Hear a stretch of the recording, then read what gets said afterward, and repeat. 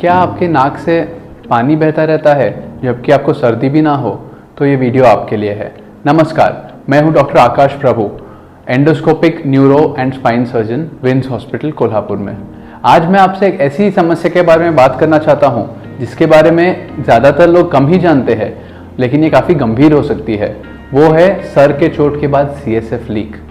मैं इसे सरल भाषा में बताऊंगा ताकि आप समझ सके ये क्या है, क्यों खतरनाक है और इससे कैसे बचा जाए। सबसे पहले CSF क्या होता है? CSF का मतलब है सेरेब्रोस्पाइनल फ्लूइड। ये एक पानी की तरह साफ तरल होता है जो हमारे ब्रेन एंड स्पाइन के चारों तरफ बहता है। ये दिमाग के लिए एक प्राकृतिक कुशन या शॉक एब्जॉर्बर की तरह काम करता है। ये दिमाग को झटकों से बचाता है, शॉक्स से बचाता है, पोषक तत्वों को पहुंचाता है और बेकार चीज़ों को बाहर निकालता है, टॉक्सिक सब्सटेंसेस को, और दिमाग को तैरता हुआ रखता है ताकि उस पर कोई दबाव ना आ पाए। अब बात करते हैं CSF लीक की। कभी कभी सर पे चोट लगने के बाद दिमाग को ढकने वाली हड्डी और झिल्ली में क्रैक्स पड़ जाते हैं। ऐसे में ये तरल नाक या कान से बाहर निकलने लगता है। अक्सर ये एकदम पानी जैसा साफ तरल होता है जो आगे झुकने पर ज्यादा बहता है। ये खतरनाक क्यों है, आप पूछेंगे। आप ये भी सोचेंगे कि थोड़ा पानी बह गया तो क्या हो गया। असल में ये बहुत खतरनाक हो सकता है, क्योंकि जिस रास्ते से पानी बाहर आ रहा है इसी रास्ते से बैक्टीरिया दिमाग को पहुंच सकते हैं, जिससे मेनिंजाइटिस नाम की एक खतरनाक बीमारी हो सकती है। ये जानलेवा इन्फेक्शन होता है। सर की हड्डी का फ्रैक्चर ठीक होने में इसकी वजह से देरी हो सकती है और दिमाग का कुशन कम होने से सिर में दर्द हो सकता है। तो इसे कैसे पहचानें? अगर सर के चोट के बाद नाक या कान से पानी जैसा साफ तरल बहता ही रहे, खासकर आगे झुकने के बाद, खांसने के बाद या जोर लगाने के बाद ये बढ़ जाए, तो ये CSF होने की संभावना है। सर में तेज दर्द होने से का भी ये चिन्ह हो सकता है। अगर बुखार आए, तेज बुखार आए, ये भी CSF लीक का लक्षण हो सकता है। ये CSF है या बलगम, इसमें कैसे डिफ्रेंशिएट करें? ये रुमाल या टिश्यू पेपर पे गिरने के बाद अगर दो गोले बने, इसे बुल्स आई का चिन्ह कहता है। ये CSF का चिन्ह रहता है। अगर आपको पहले कोविड की बीमारी हुई हो तो सर में चोट लगे बिना भी CSF लीक हो सकता है आपको। अगर ऐसे कोई डाउट्स हो तो बिना देरी किए आपके डॉक्टर को दिखाएं।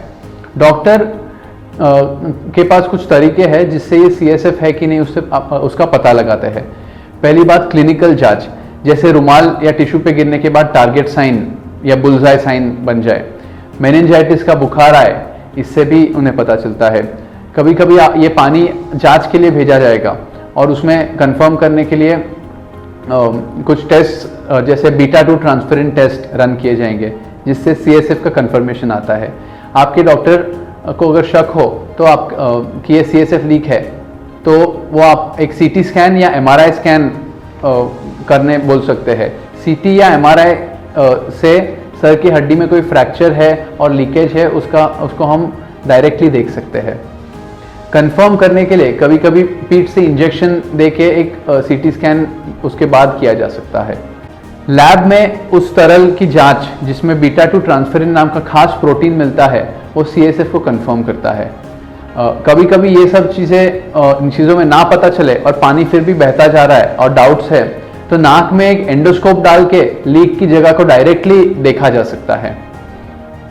अच्छी बात यह है कि ज़्यादातर CSF लीक छोटे मोटे लीक हो तो वो खुद ही बेड रेस्ट, सर को थोड़ा ऊंचा रखकर आराम करने से और रिलैक्स करने से खुद ब खुद ठीक हो जाते हैं।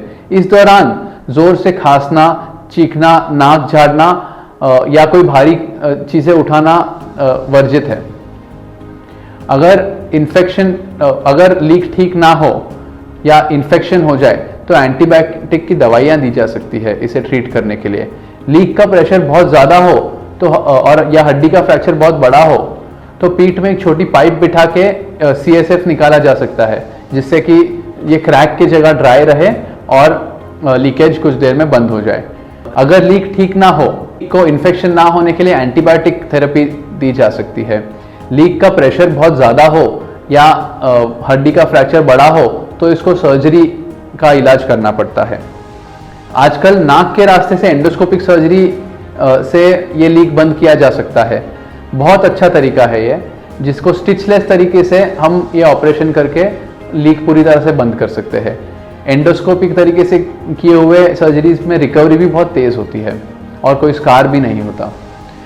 कभी कभी सर्जरी के बाद पीठ में एक पाइप बिठाई जा सकती है, जिससे ये CSF को हम डाइवर्जन दे सके और लीकेज की साइट को ड्राई रख के 2-4-5 दिनों में ये लीक ठीक हो जाए।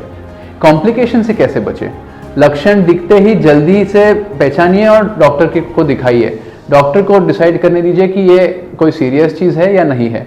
सर को छोटी चोट के बाद नाक जोर से ना झाड़े, ज़्यादा आगे ना झुके और भारी काम ना करे। और सबसे ज़रूरी, ऐसी कोई भी सिम्टम्स आपको आए तो इसे हल्का ना ले। निष्कर्ष में मैं आपसे कहना चाहूँगा कि अगर किसी इंसान को सर के चोट के बाद नाक से पानी बहने लग जाए तो तुरंत डॉक्टर से मिलिए।